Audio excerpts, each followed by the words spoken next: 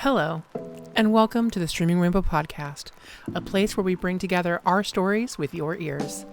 These stories were originally recorded for YouTube, and now they are here for you in pure audio form. Join our crew of storytellers as we dive into fantastical realms and tell human stories. Grab your dice and buckle up your wizard hats. It's time for the games to begin. As a note, a list of the topics, themes, and subject matter featured in this podcast has been included in the episode description. Listener discretion is advised. And now, welcome to Halley's Children, Heaven's Eye, Episode 2, What Is?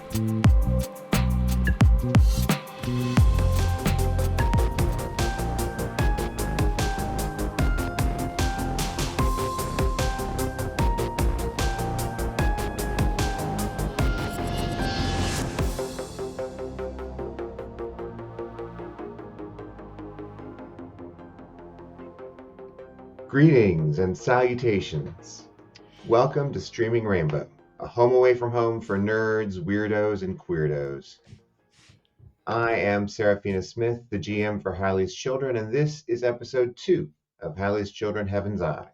With me, representing humanity today, are my players. We have Cameron playing Anoush. Anoush has been a natural philosopher, an inventor, a builder, a metallurgist, and so much more.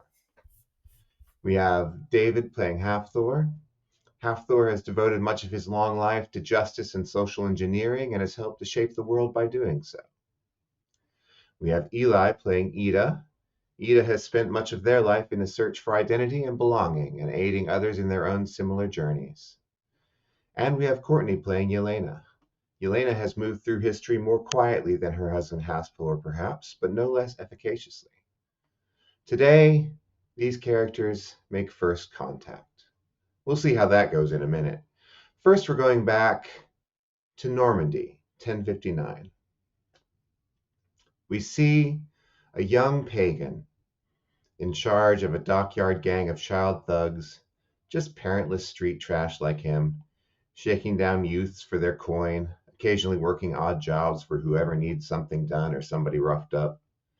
Pagan's parents, he's been told, died of a fever before he could be baptized, and so the monks at the monastery had named him Pagan. We see Pagan as a stocky kid, bossing the other kids around through the intimidation, never afraid to step up and use his muscle to back up his word.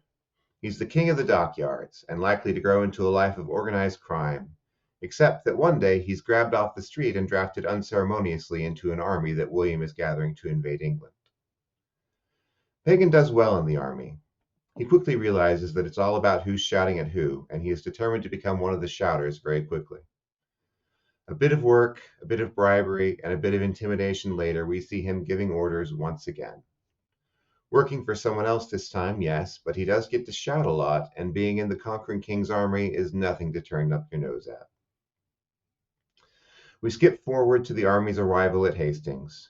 Richard gives the responsibility of pacifying the town to Robert of View, who chooses Pagan apparently at random, tells him to get 3 men and get the city into order. Moving ahead through Hastings, we're on a boat now.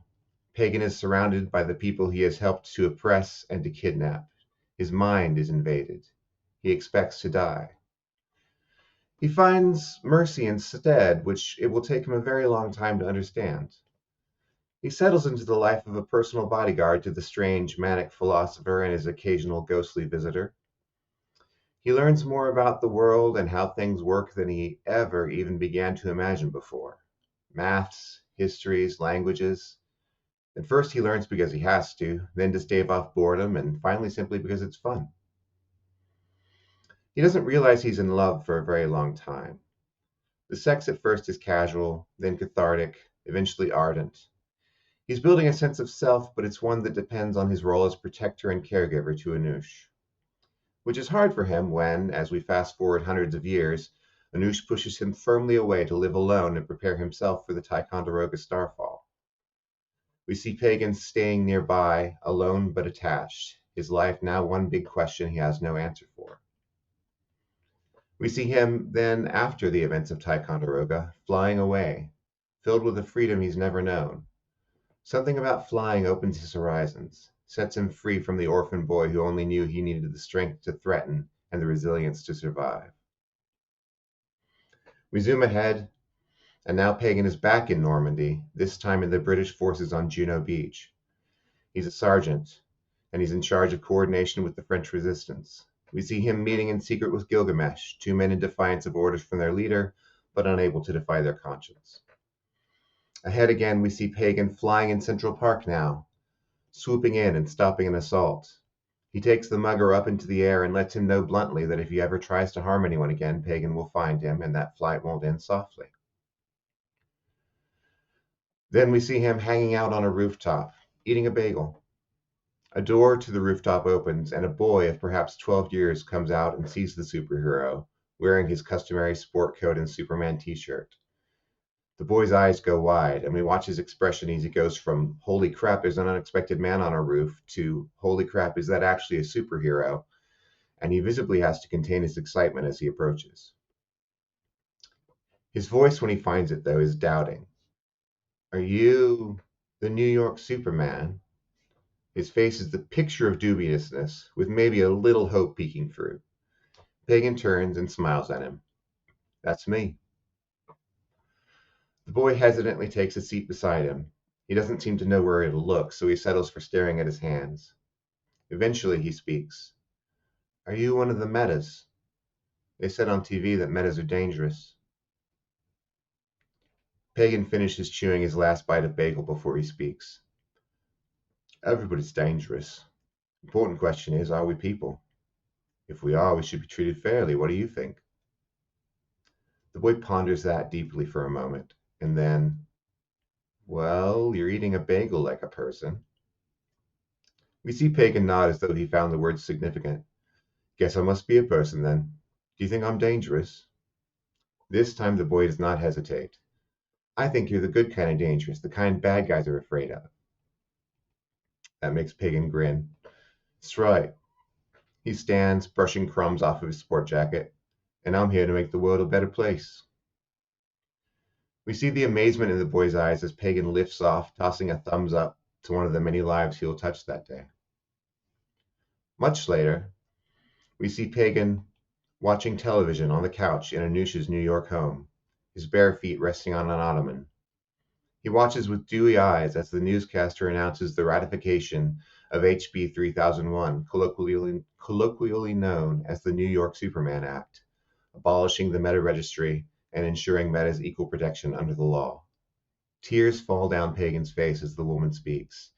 He can no longer hear the words he's crying too hard. This is it. He's really done it. Really made a difference, big and small.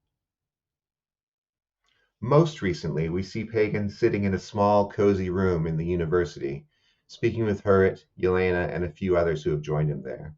His eyes are downcast as he speaks, his voice low and steady. "I saw Auschwitz. Not while it was in use, but soon enough after. When you see that much concentrated human evil and the people that resisted it, it changes you. Or it did me anyway. I cried there more than I ever cried in all my years. I think part of me might still be crying. But that pain is strength too. It helps me to value kindness, helps me to value everyone. In exchange, though, it demands an utter resolution to never let evil rise unresisted, never close my eyes to it, to do what's in my power to defeat it wherever it comes up. Sometimes that power is expressed with a fist, sometimes with a word, sometimes with a hug. I'm privileged, really, to be able to do so much without having to worry about getting hurt. And I don't know entirely how all this relates to humanity's worth, except to say that I've seen the results of not valuing humanity, and that's not a road I want to go down." And finally, we see Pagan here, with all of you, at Heaven's Eye. Time has put a lightness in his gaze and a spring in his step that have come to define him, even when times are hard. And he stands ready as the final button is pressed and the telescope activates. We pull back and see the scene, A gathering of empowered in the work building of the giant radio telescope stand waiting with a single held breath for what comes next. And what comes next is a bright light and a booming voice. Welcome, chosen representatives. We have waited ages to speak with you. We are your neighbors. We are eager to open beneficial relations with your kind. However, we must first ask you one question. As the sentence finishes, the light resolves into a translucent figure, human in appearance and semi-transparent. And behind it, a creature vaguely ovoid, 3 feet long from one end to another, with no defined head or other segmentation, just a single body with 6 large cricket-like legs, 2 at the front and 2 at the back for ambulation, and 1 on either side for manipulation. Compound eyes circle its body. You might want to classify it as an arthropod because of its insect-like legs, compound eyes, and exoskeleton. But looking at it, it is clear that it comes from a biome that never developed the same classifications of life that we see on Earth. The voice comes from the human figure, which seems to be translating for the alien one. When the alien speaks, it rubs one pair of its walking legs together. The sound is reminiscent of a cello, but more stuttery. The human figure continues in a less booming voice. I am a translator program. Please direct your speech to the being behind me, and I will convey the response. Translation begins. First, congratulations to you all on your long and successful journey throughout your race's growth as a civilization. It was necessary that the representatives be granted a sufficient experience of humanity's growth in order to make a considered decision. It was necessary that the representatives be varied in origin in order to avoid cultural bias.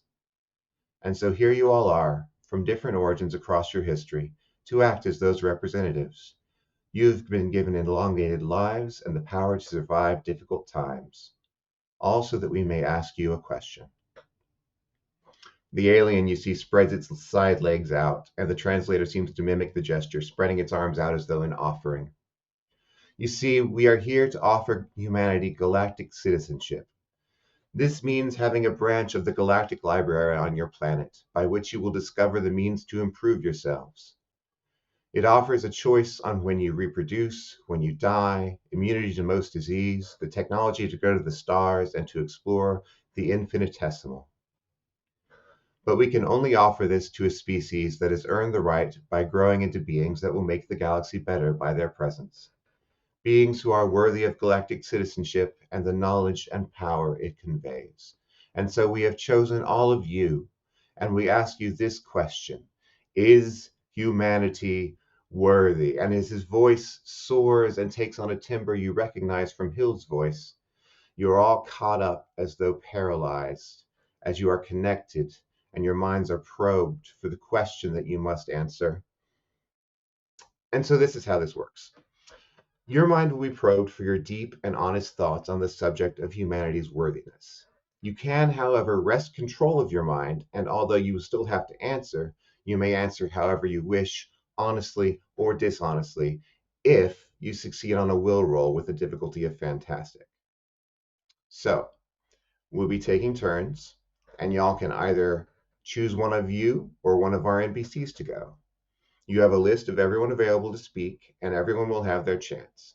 I've rolled for our NPCs in advance, so I know who has control of their own words and who does not. Everyone has a certain number of clicks of the counter, depending on how long they've been alive. And I'll be adding them white for unworthy and black for worthy as we go. When every character is gone, we'll look and see what the result is. So, how would you like to do this? Who shall we hear from first? I want to hear Gilgamesh first. I have no objection to that. Yeah. We look at Gilgamesh, and we find him standing proud, certain. We feel his presence strongly here, as though his millennia of life had a physical presence, a weight here in this place, in this moment. There's not a shadow of doubt in his expression. He knows his answer. And he says, When I began my second life, I sought glory and comfort. But over the millennia, I have learned many lessons. You ask us if humanity is worthy of the gifts you say you can bring. I say humanity is not only worthy, it is sacred. It possesses energy unending to create. That energy can be corrupted, yes. We are our own worst enemy, it's true, but we still possess that precious spark, that fire of life that pushes us to dream and to aid, and to recognize ourselves in each other. And whether or not you bestow your gifts, I will continue to use whatever gifts I possess in humanity's aid, because there is glory in the epic of life and comfort in ensuring it survives.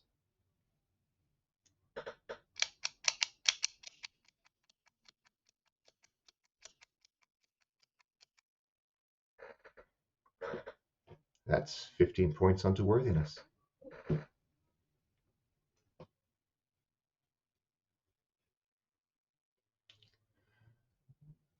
Who shall we hear from next?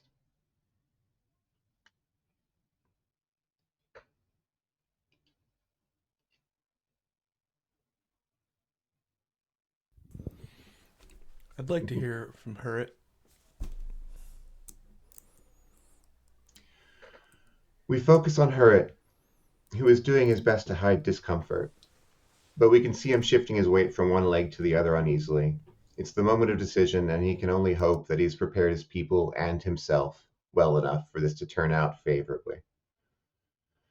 He says, "My people are everything to me, and we are as human as anyone, despite our gifts. I don't know how I feel on the worthiness question, but I know that we can be worthy, that humans, given the opportunities we have been given, have the potential to be masterpieces, the masterpieces that I have seen that we have become. And I'd like to see that happen for everyone."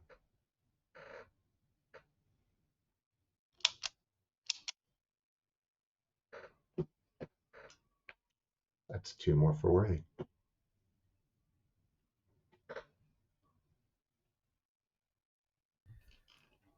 So, above table, is every response in their own head, or are these things that we're hearing? Yeah, I've mulled that over back and forth because I know I'm treating it like people are speaking, but it's internal voices, and it's all happening pretty much at the same time.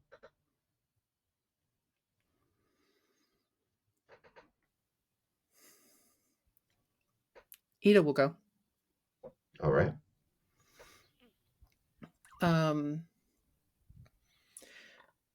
There's a knee-jerk reflex to fight any pull on their mind. It's probably something that they've practiced with Habfor a lot.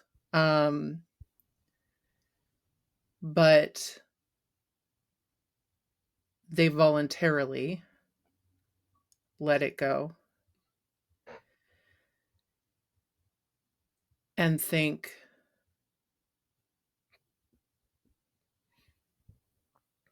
what is worthy? Are we not alive?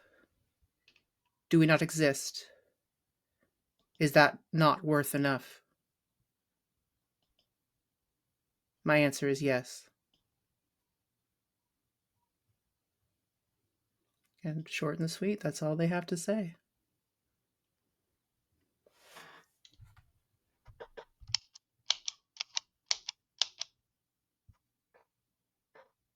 Five more points to worthy.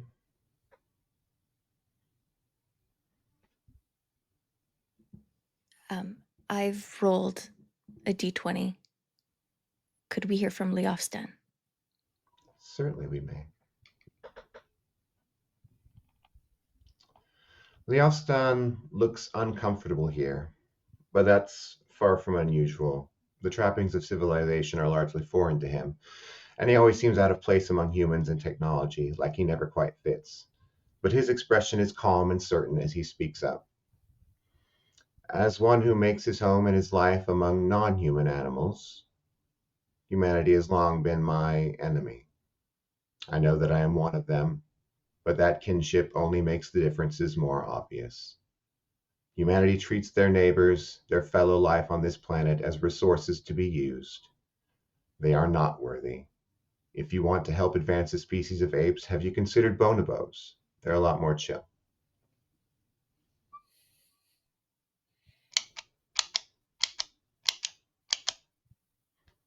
Five points for not worthy.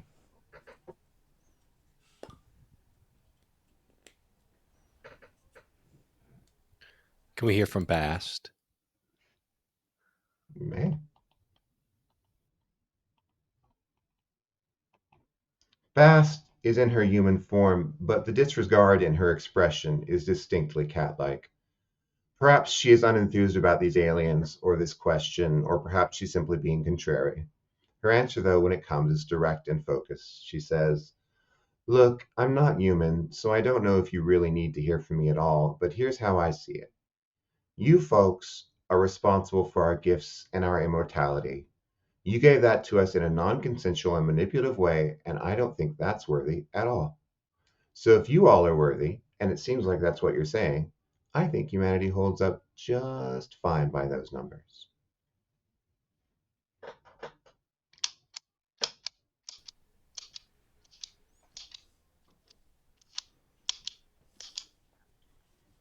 Ten points for worthy. Since I was also gonna ask about my main girl Lupita, can we hear from Horace instead? We sure can. Horace looks distinctly uncomfortable as words are drawn out of him. He doesn't want to say what he is being impelled to say. Look, I want to say, yes, that humanity is worthy of joining the greater galaxy and spreading out into space. I do. I love humanity. I love being human, but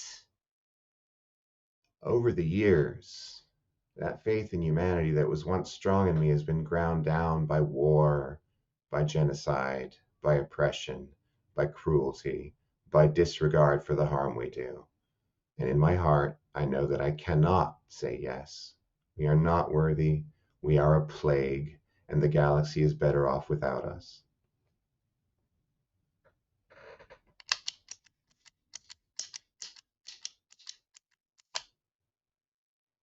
That's 10 for unworthy.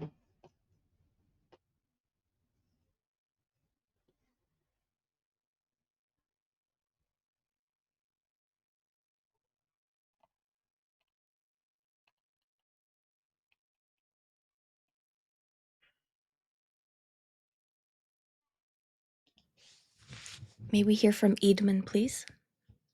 Certainly.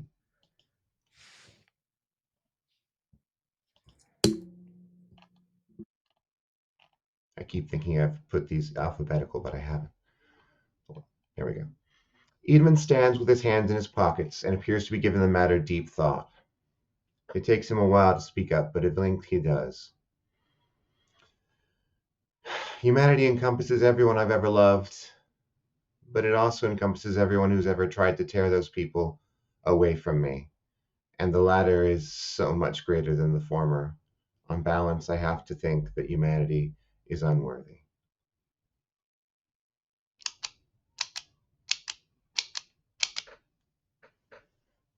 5 more points for unworthy.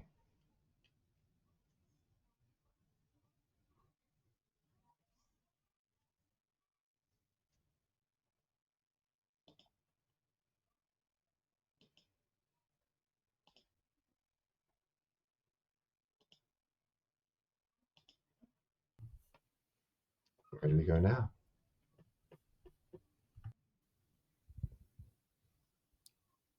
Can we hear from Hippolyta? Cowards. Oh, I know exactly who I want to hear from in order. I don't want to give you all a turn. I can just be like pop, pop, pop, pop, pop. I know none of you are going. Oh no, I'm not Cowards. going to go until we get the big guys up. Biggest numbers first, smallest numbers last. Hippolyta has always been soft-spoken and difficult to read. She's not deceptive. She just doesn't wear her emotions on the outside very much. When she speaks, it is with a tone of regret. I have met many worthy people in my life, but if I must be honest, I have met far more who merely allow life to happen to them and do no true good in the world. I cannot in good conscience argue for the worthiness of a race like that. They keep promising a future, splendid and graceful, but things just keep getting worse. Where is the promised land? Where is the brave new world? The bright future that is always just around the corner somehow never comes. I wish we were worthy, but we are not.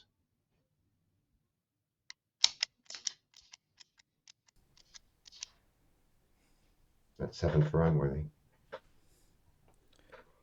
Can I hear from the fashion diva himself, Hermes? Absolutely. Hermes looks vaguely embarrassed and he shrugs a sort of a what are you gonna do sort of shrug. No. We try to be good and sometimes we get it right, but it always comes back around again. I could be here for hours and not be done listing the ways we fail each other in our world. So no.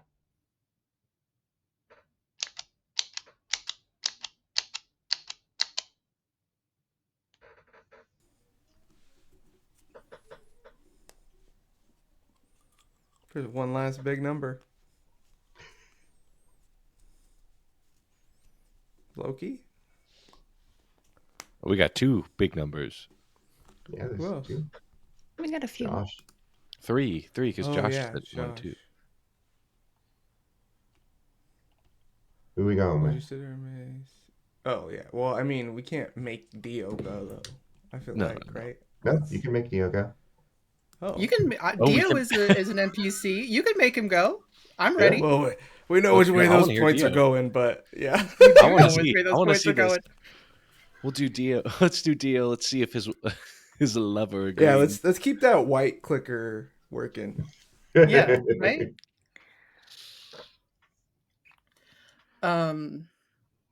Dio on his boat in the ocean with his wife fights it, even though there is never going to be a different answer. Once again, he will not be pushed upon by outside forces that did not give him a choice. And even then, his feelings will not allow him to lie.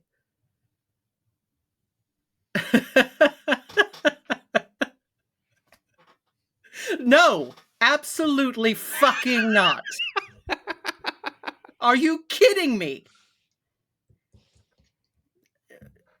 They've scourged our world and they will come out and scourge the galaxy. So, good idea, don't let it happen.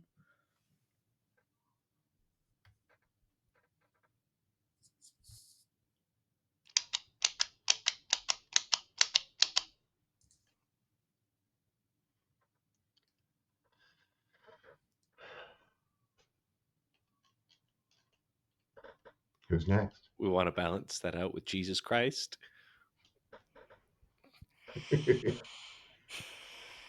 Josh is looking at the alien and its translator hologram with his kind brown eyes. He smiles gently. If I am to look at humanity and judge it, as it seems I must look deep into myself first. And when I look into myself, I find a kaleidoscope of people. I find someone who is fearful, always wary of his security and safety being torn away. I find someone who is loving, never more fulfilled than when helping others. I find someone worn down by the unbearable weight of the years, the weeks, the hours piling endlessly over one another. I find someone who never flags or fails in his hope for the future. I find someone who runs from change and new ideas and someone who cannot wait for the next opportunity. I see a multitude, and when I look into the eyes of my neighbor, I see that same multitude looking back at me. We have lived through eons working to find a solution to the struggles of all these people inside of us. And knowing all of this, how can I judge? I cannot. I can only tell you that in my heart, I feel a love for and kinship with all of humanity, and I long to see the many expressions of beauty that humanity brings about when we are able to divest ourselves from the scarcity that has defined our existence thus far.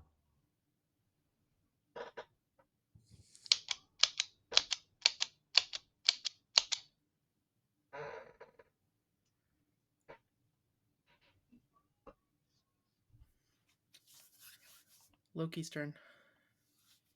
If we're doing Loki's big turn. numbers. Yeah. Where many of your peers here seem uncomfortable or overwhelmed, Loki looks relaxed and ready to answer. He speaks with a calm assurance and not a trace of nerves to be found. He says, I see the truth of things. I see the truth of every person I meet, and never in my long life have I found in that truth a single grain of worthiness or unworthiness. You want us to act as though we are quantifying something real, but we are not. We are giving an opinion based on experiences which I also believe you to be somewhat responsible for. While I am forced to give my opinion, so I will. I do not see citizenship to be a gift to be rewarded, but a responsibility to be undergone. I believe humanity is worthy of that responsibility on the whole, though I'm sure some of us will abuse it.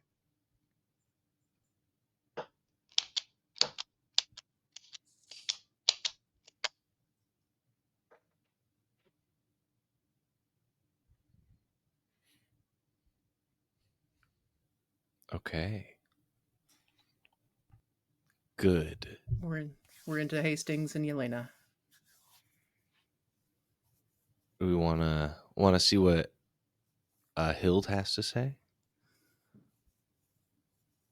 Hild is seething.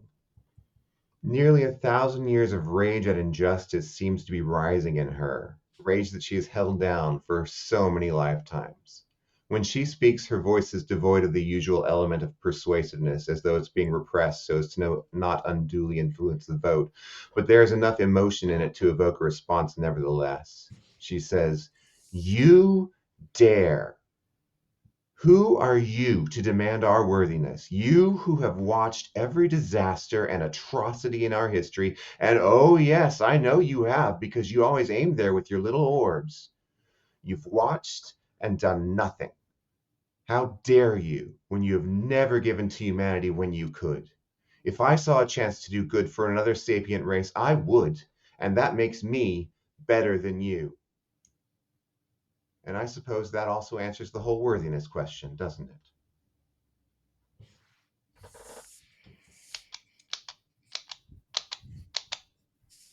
Okay.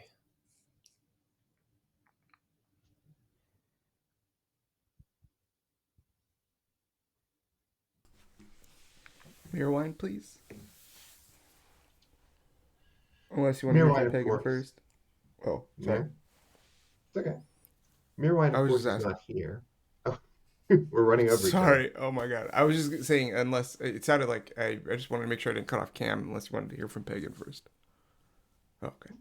Mirrorwine's fine. No. Mirrorwine's not here, but the connection through her, it allows her mental voice to be heard. And when it comes, it is as full of distress as you have ever heard. Oh no, I'm part of this. They'll know. They'll all know. Well, there's no getting past it. No, I hate them. I hate them. They treat the world, they treat me as though they own us. They use, they exploit, they destroy. And they don't care that they leave the world behind worse than they left it. They're awful. Anyone but humanity.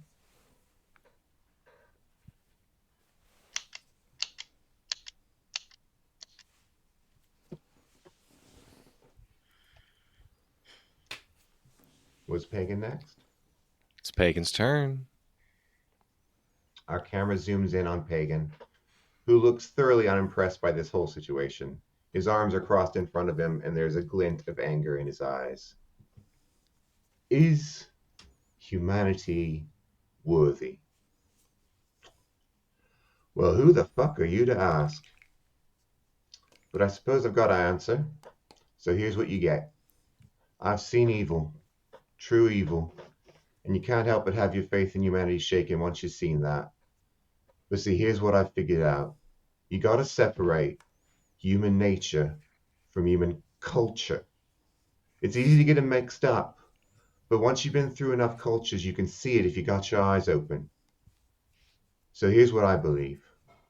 I believe that if you give us a culture that isn't intrinsically based on hoarding and want and taking, a culture that nurtures us and doesn't use us as cogs in a machine, humanity will be fucking glorious. And I think that's as good as an answer as you're going to get from me.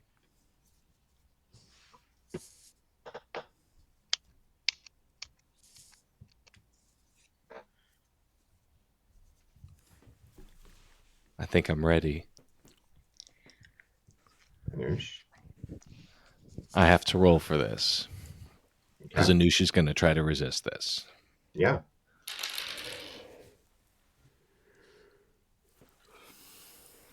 Now, I have a great will, Okay. but I rolled a good. Ah, So, the truth is. if he had his way, if everything within him wasn't being observed and pried out, Anoush would say yes. Because no matter what his true beliefs are, the opportunity to get these things and like continue his goals about protecting the people he loves and learning about the endlessness of the universe, of course he's going to say yes. But the moment that the neighbors were revealed, when they told everybody their master plan, Anoush started to weep. The fact that these beings gave us such immense power, such great tools to simply survive with, something that, like, in a sense, altruistic, like, not to make something, not to create an entirely new culture or community. No, it was simply to survive and observe. We were given these immense powers. That's not what Anoush would have done with these things. Not when he got it, and not even now growing up to this point. There's always something in the back of his mind that wants more and wants to keep building on these things. And if he takes himself as a barometer, as a measurement of what humanity will do with an infinite amount of resources, that terrifies him. And in this moment, I think he is feeling very humbled and put in his place and cannot help but say no when asked truthfully.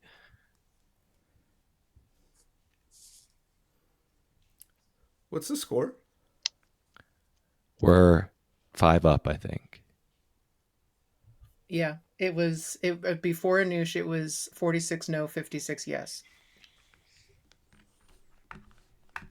So it's all up to y'all. No pressure.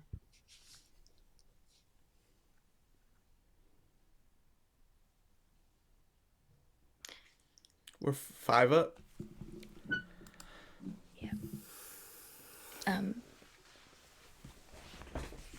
I'll go. Jelena cannot make the resistance. She was never a very willful woman. At least not in any way that mattered.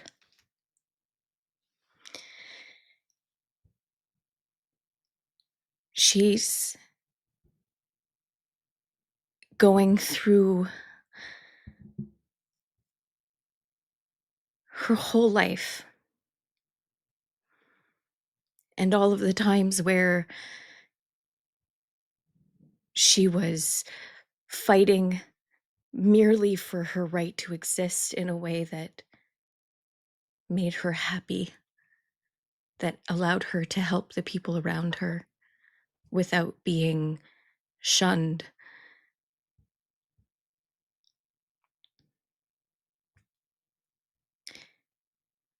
She has seen horrendous things throughout history on a personal and global level. And she has seen how they heal afterwards, but a cycle will continue. She can't help but have hope where she sees life through new eyes. Eyes that she helped bring into the world, that see everything with a fresh wonder and curiosity.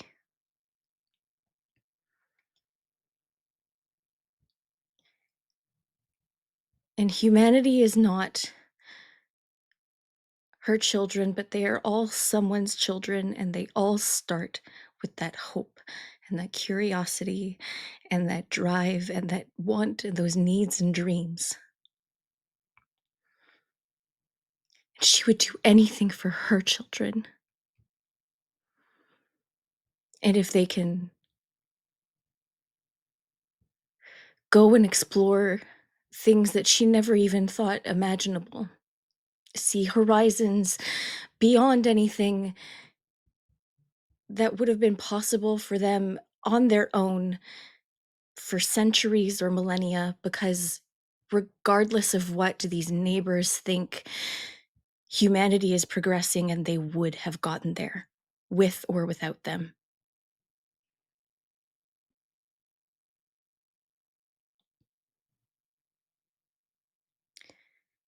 It is not an easy answer for her because there has been just as much pain as there has been hope. But her answer is yes.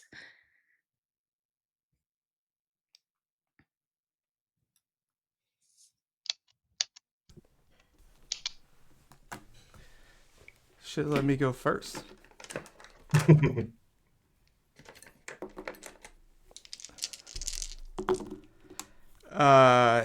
What do I need to control Fantastic. my will? Fantastic. Don't get it the first time, but Habfor would like to re-roll with my one fate point. Yeah, Using his aspect, what is worthy. I think that's an excellent aspect to use, yes. And that'll do it.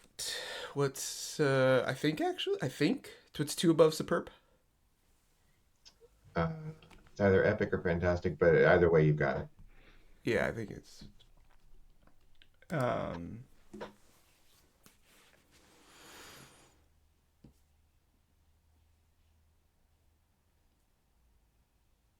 no.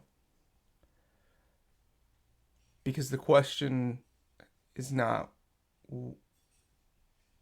generally, is humanity worthy? It's specifically, is humanity worthy of inclusion into the Galactic Federation? And the answer is no.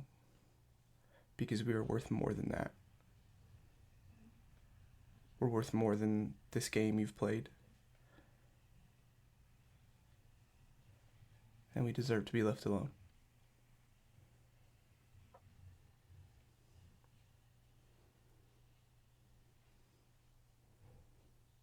You know, I don't know how to click that. I'm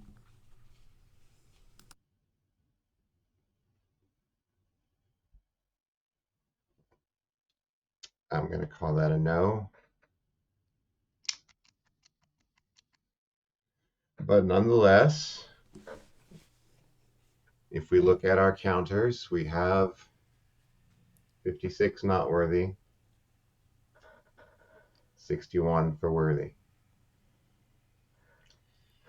There is a silence after the last voice fades, and then the alien begins to rub its legs together, and strange staccato cello sound comes across the room, It's hard to interpret the body language of an alien, but the way it waves its central limbs looks excited or perhaps agitated.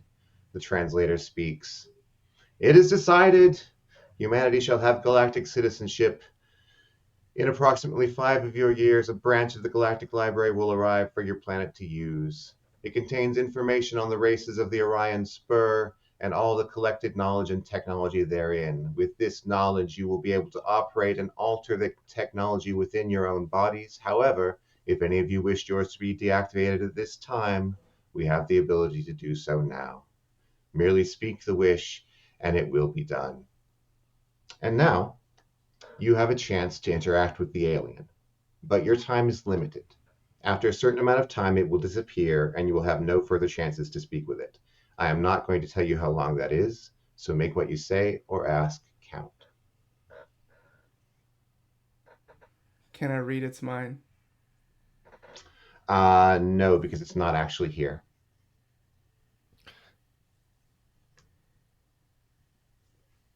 Years from now, or maybe in this moment, but years ago, I was able to intercept the signal that one of the bots, nanobots, whatever you want to call it, you put into us was I was able to intercept the signal and speak to ourselves in the past. Do you have any recollection of that, and why did you stop it?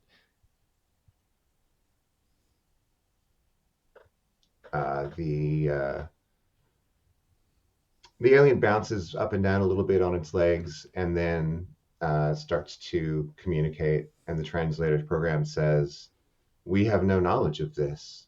You may tell us more if you wish. We are interested in hearing how this was come to be." Can you move through time?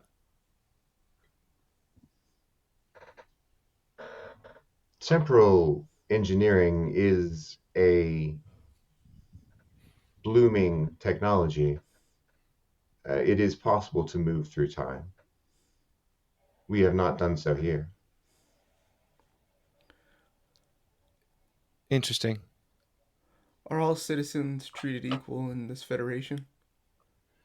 Yes, all citizens are given equality under the law, and all have a certain set of rights which are guaranteed.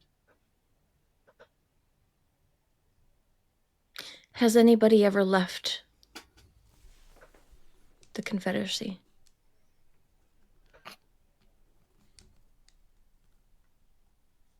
No member races have left. However, some individuals have made themselves independent of it.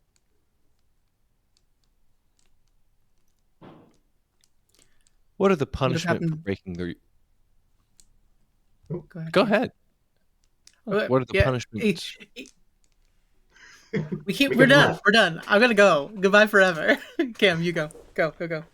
What are the punishments for breaking the rules of this federation? Punishments are determined by the member races. They know best what is best for their people. No, I mean, what if I killed you right now? What would happen?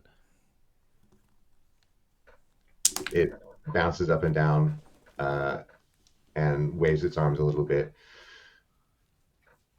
If you were to kill me, it would be a crime among your people, would it not?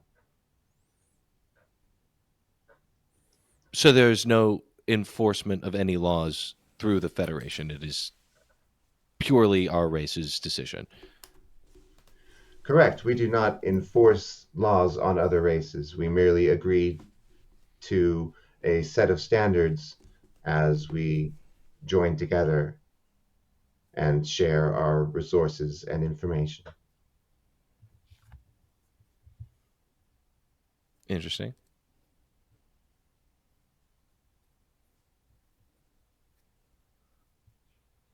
I'm sorry, Ida, did you have something to say? Who, if time travel is a blooming field, as you say. How did you choose which of us became the observers? Was it just happy accident? Some were simply in the place where our never thought of a thing to call them, where our spheres landed. Some were carefully chosen to have the likelihood of a beneficial ability that would help you survive throughout the ages.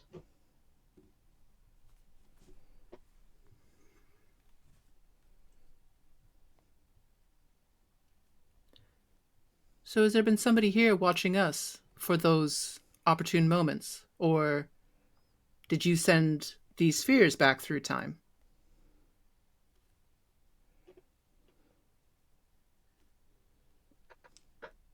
We have looked ahead as best we could. The ability is limited, but we were able to some extent to program how things would go.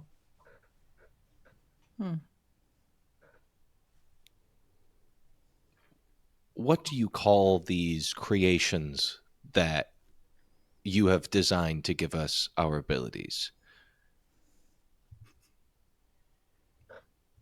If I were to tell you the name that we give, it would mean nothing to you. It is, and it makes a little noise with its legs. You may call it what you wish, and it will translate to what I would say in my mind. It's just, I feel like it's good to know the source. Do you use these? We do. You yourself, do you use these? Correct. What do yours do?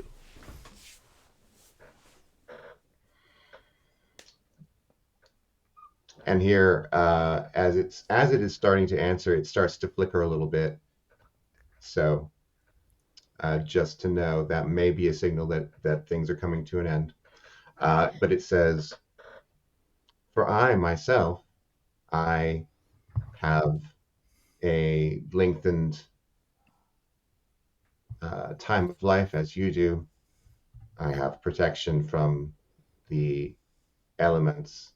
I have all of the same benefits and perks that it has given to you, it gives to us as well, and a certain amount of power that matches with what is required. In my case, it is a musical power that allows me to interpret music in a, well, more active way. It would be difficult to explain. When the library is here, we were offered a choice in this moment. When the library is here, will we be able to do the same when it comes to abdicating? Anyone may abdicate, and we do not deny the benefits of the library to those who have done so.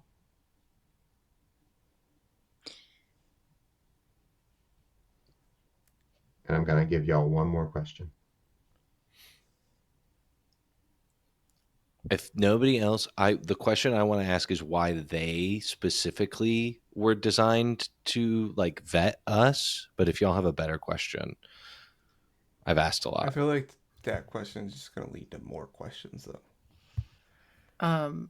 What about if this is a galactic Like, this isn't just one race of species. If this is a multi-species, We know that it is.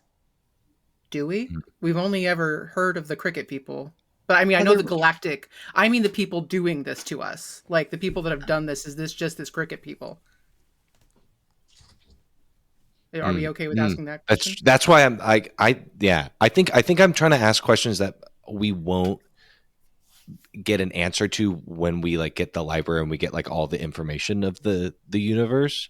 I think like one of those is like, hey, who's in like, why was these people specifically, or are this race the only race that were a part of our vetting, or something like that? I mean, is there anybody else that has anything that they? I mean, there's really not much to know at this point. Ida doesn't care, but it's like, all right, Ida. So Ida would, before you go,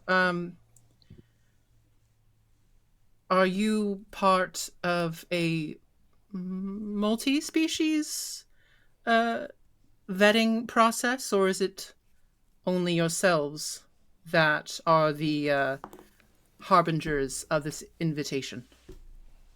And why?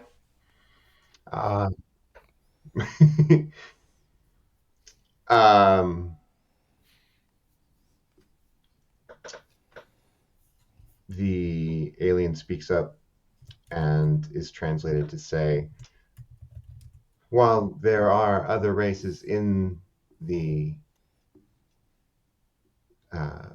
Confederation, the vetting process that you speak of was taken by our race, as we were the ones to find you. And with that, there's a buzz, and the machine that you created sparks, and the program deactivates. The images No. go away. Anoush rushes to No. the machine and like tries to fiddle with it. Anoush. It is blackened on the inside from the fire that is starting to erupt inside of it. Jelena excuses herself from the room and is ill in the washroom. I've waited so long for that moment. It was a club. Our life was all to join a club. We changed the world to join a club. Life is. Yes, isn't that what life is? I guess. Countries, unions. We made a whole island. We just made clubs. Yes, Anoush, that is what this is about. It is about living. I just hoped that you hoped that you were something bigger and better and more important. Yes, we know, Anoush. We know that you wanted to be the big important person. He gives Ida a hug. They hug him back, and it's like they're very stern and all that, but they're like, they know that he had this big. There's like, Ida looks over at Habfor. Check on Jelena. Are my kids here? Did you bring them? I think we would have. Then yeah. I think after probably while you guys were doing that would have walked away with his kids. Good. I would like a point of clarification about my powers. Yeah. Sarah, I am able to understand and speak all languages, both human and bestial. Correct. Could I understand the cricket? You could not. Interesting. I know they weren't there, but we have we have confirmed that I can turn into things based off of a drawing. Yes. Harken back to Hastings, where I turned into a fucked up bear. So am I able to now shift into one of these creatures? If you wish, yes. Perfect. Awesome. I Noted. I think there's one point of business left before we wait 5 years for this library. Future Anoush said we made the wrong choice. How can we prepare if this is the wrong choice? And what would that look like? You're too focused. There is the only preparation is living and seeing. We will get this library. This library will have quite a lot of information. Some of us may choose to step away. And until that time, nothing changes. Nothing has changed.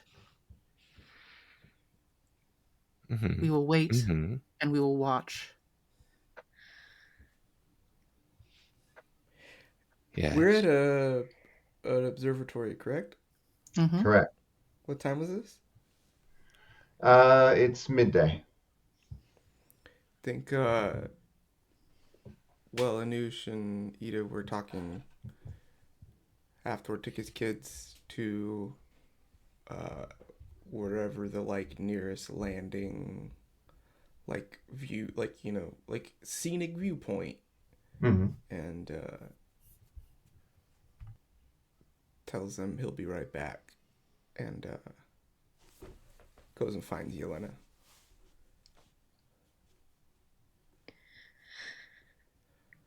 Oof. What's up, tramp? Sprig up some mint? If you got a piece handy, I'd appreciate it. I thought you were like poison ivy. And he pulls out some homemade gum that Jelena makes for him.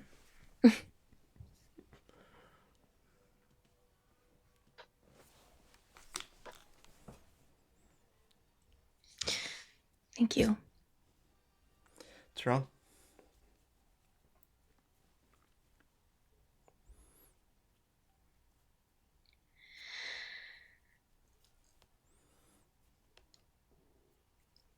There was no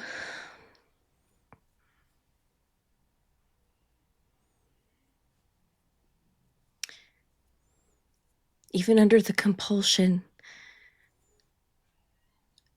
I still don't know if I made the right choice.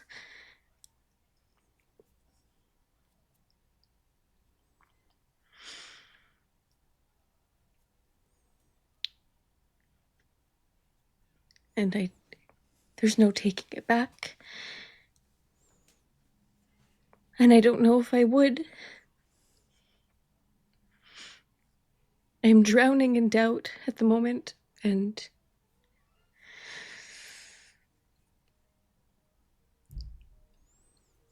I want to be happy, and I want to scream.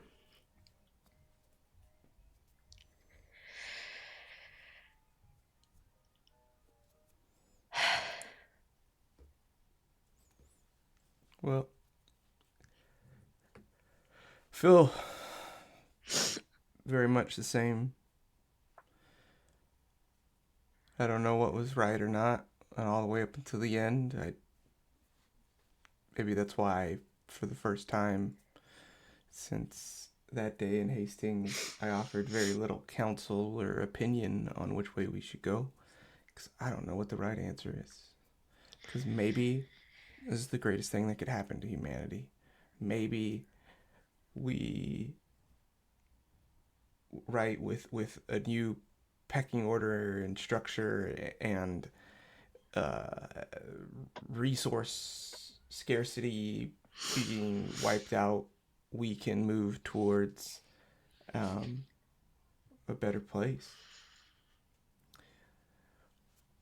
Or maybe these colonizers call their missions libraries. Who knows? But what I do know is that we got 5 years and a lot of family, a lot of dinners. Linda 4 may retire.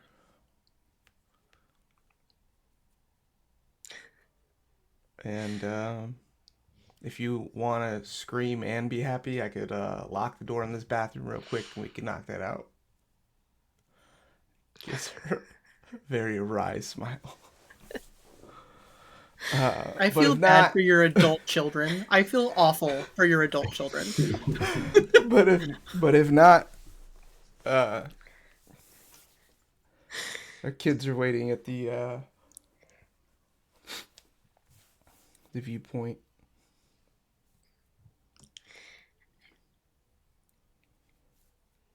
I could stay with you or give you as long as you need. As much as I would appreciate your first offer, I think maybe we should all be together. Let's go. He wipes her tears, gives her a kiss on the forehead, takes her hand and leads her out.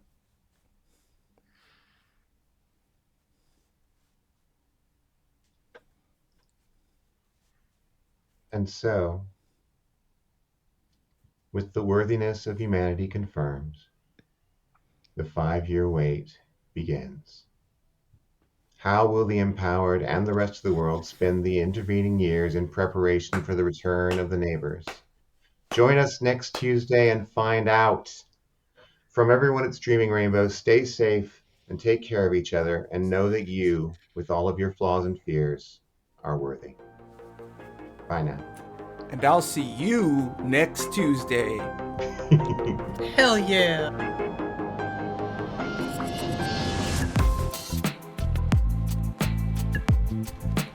Thank you for joining us today. Halley's Children is written by Serafina Smith using the Fate system. The players are Cameron, Courtney, David, and Eli, with Serafina as the GM. Editing by Eli Gallagher. We hope you enjoyed the drama, laughter, and chaos as much as we did. If you had a blast, don't forget to share the love and tell your friends. Until next time, keep searching for the rainbow.